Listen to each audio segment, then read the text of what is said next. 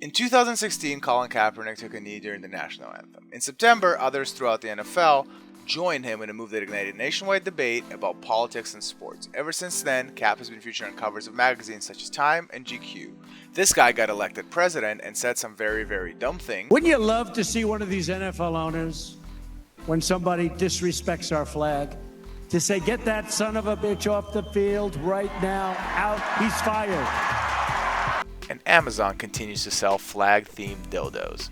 So, what the hell are the NFL protests? I mean, ultimately, it's to bring awareness and make people, realize what's really going on in this country. There are a lot of things that are going on that are unjust, people aren't being held accountable for, and that's something that needs to change.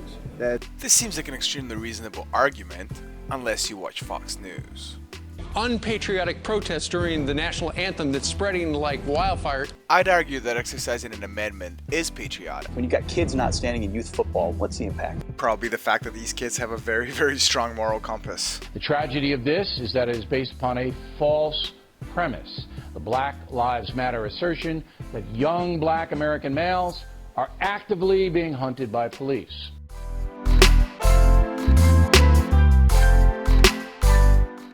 Except that the protests actually are tied to the disproportionate rate of police violence towards African Americans in the United States, and not about one's duty to fetishize or possibly make love to a flag. Donald Trump just groped the American flag. The NFL and owners have gone back and forth on the issue. First, they sided with the players, but recently, in a strange move, they voted for a new rule that requires players to stand during the anthem without consulting the NFLPA. Whose side are they on? We don't really know.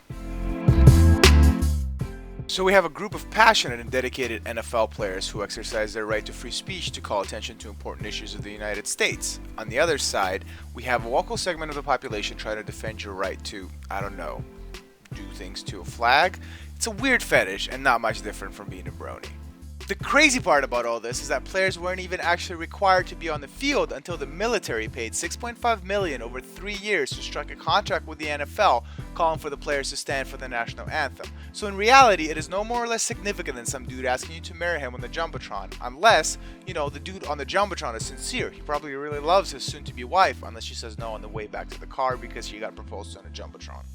So at the end of the day, the value of the pregame patriotism is a fetish that is at best symbolic and at worst is a commercialization of patriotism, kinda like those dildos. The solution? Maybe let's try listening to the players for once, the players who donated their money to causes, the players who sacrificed their money and their earnings to support what they believe in and to advocate their point.